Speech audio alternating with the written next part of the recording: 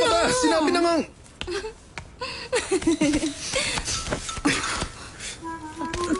Pumasok ka. Ay, hindi naman ito masisira agad. Babalik na lang. Pumasok ka, sabi.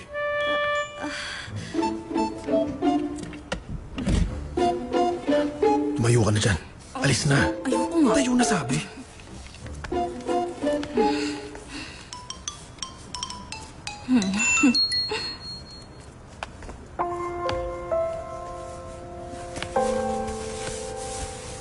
Ano yan? Dinala ko lang po para matikman nyo. Ilagay mo riyan. Apo. Iwan ko na lang po rito.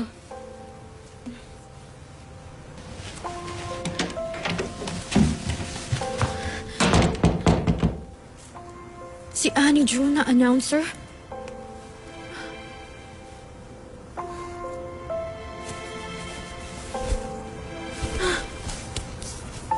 Siya ang nagluluto ng pagkain mo, di ba? So ito na ba yun? Ano ka nga riyan? Parang basura itsura nito eh. Huwag mo na Basura? kainin eh. Basura? Kumain na nga lang tayo ng paborito mong tuna. Bitawan mo nga yan. Anong...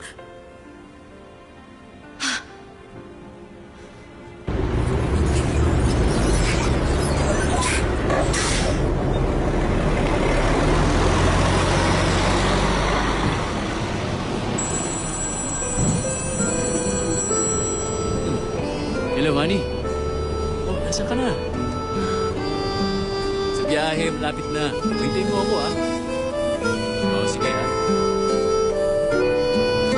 Sabi na. Ano ka ba, Ani, ano Gino? ang problema mo, ha?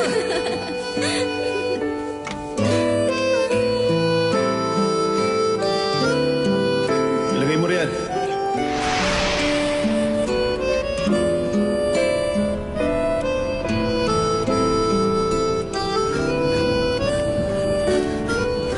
Manong, para! Sandali lang ho!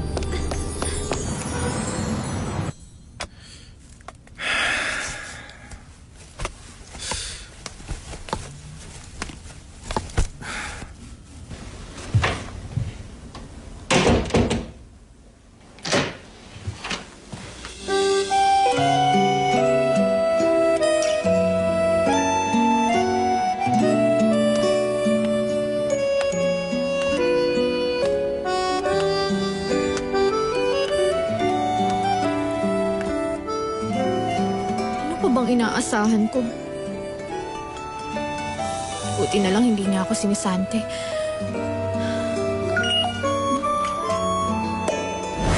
Hello, anak. Tawagan mo ako pag natanggap mo itong message ko.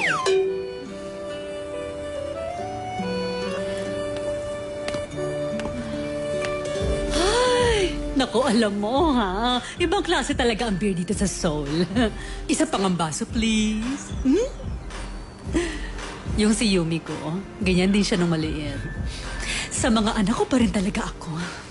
Andrew, ilang taon ka na? Trina. Ang cute-cute po ng anak nyo. Sorry ho, hindi ako nakapunta sa kasal. Sabi ni Yumi, papatayin niya ako. Okay lang, hiwalay na naman kami ni Norman. Ay, iba talaga ang toyo ng anak kong babae.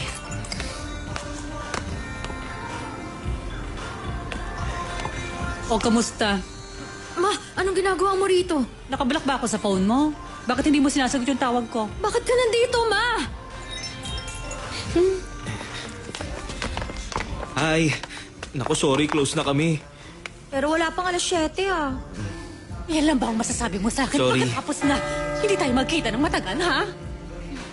Nagsawa na ako. Eh, anong magagawa ko? Ilang buwan lang ako nagtagal. Hindi ko na kinaya. Kahit saan ako tumingin, puro dagat na lang. Maganda lang naman talaga sa beach kapag nagbabakasyon ka eh, di ba? Kailangan ko pa magbiyahe ng napakalayo para lang makahanap ng bar na bukas pag ganitong oras. Wala talaga ako mahihita sa lugar na yun. Sabi mo, gusto mo magbuhay Diyosa ng karagatan, kaya ka tumira ron, di ba? Pilit ka naman mabuhay doon, ah! Okay, kailan ka ba babalik doon? Kailan ka babalik sa asawa mo? Hindi na. Naghiwalay na kami. Ha? O ngayon? Ay, Diyos ko, ano pa ba ibig sabihin ito? Bala kong dito muna. Sino nagsabing pwede kayo rito? Bago ka pa dumating, kinausap ko na si Jeffrey. Hindi pwede. Hindi ka pwedeng makatira sa akin dito. Alis na! Umalis na kayo!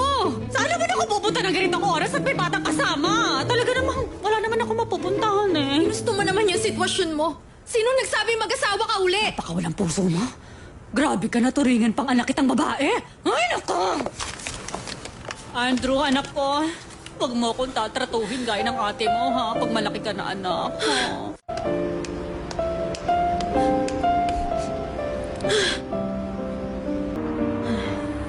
Kahit sa trabaho o dito sa bahay, lagi may nagbibigay sa akin ng problema. Buti na lang kahit papaano may ganitong view rito.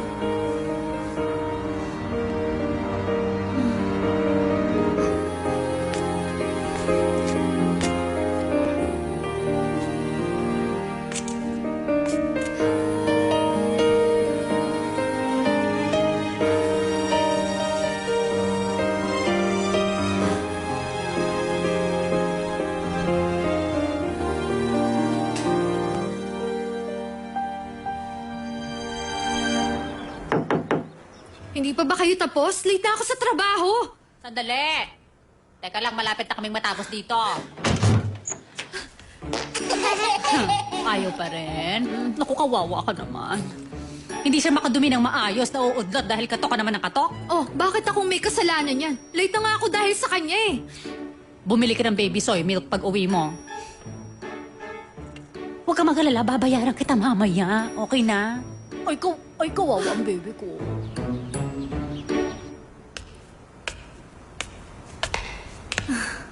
Excuse me? Ikaw yung kusinera? Ibigay mo yan sa kanya. Nasaan ang kusina? Miss, dun ba ang kusina nyo? Oo po. Okay.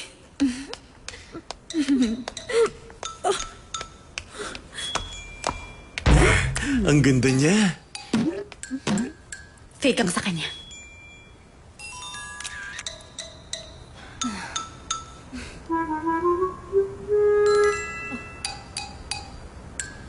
Para saan po ito? Mula ngayon yun ang gagamitin mo sa meals ni Gino. Siyempre, para sa kanya, dapat yung maganda lang ang kalidad. Kagaya ng nakikita mo riyan, wala akong pinipiling hindi magandang klase. Oh, Para matiyak kung maayos ang trabaho mo. Pag maganda ang presentation, mas masarap ang pagkain. Ay, teka. Ang special spoon ni Gino.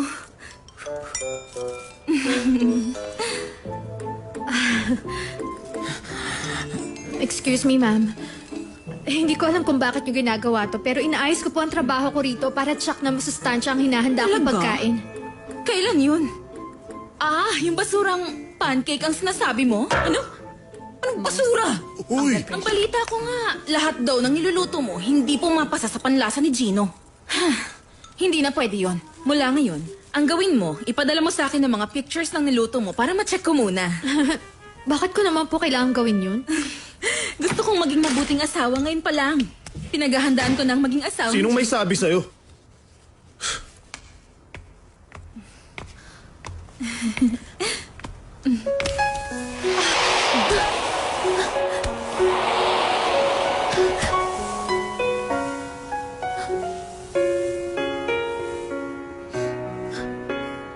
Luto lang niya ang kinakain ko. Siya ang personal nutritionist ko. Kung kaya, walang ibang magsasabi sa kanya ng dapat gawin kundi ako. 잊을 수 없던 순간 그날부터 온통 너뿐인 세상 이곳에서 나는 그냥 살아 숨만 쉬고 살아 Gino,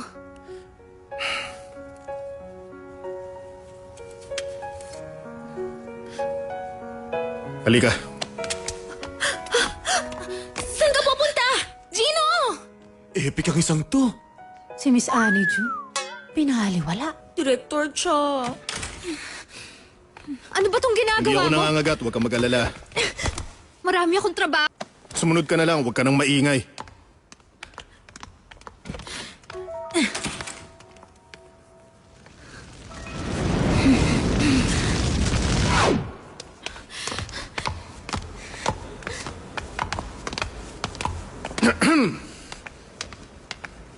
Bakit dala-dala mo pa yan?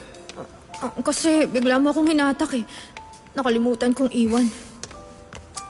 Oo nga pala. Kung susuhulan mo uli ako ng luto mo, huwag mo nang gagawin yun, ha? Tanggalin mo nga yung coat mo. Lalabas tayo. Director, sandali. Saan po ba tayo pupunta?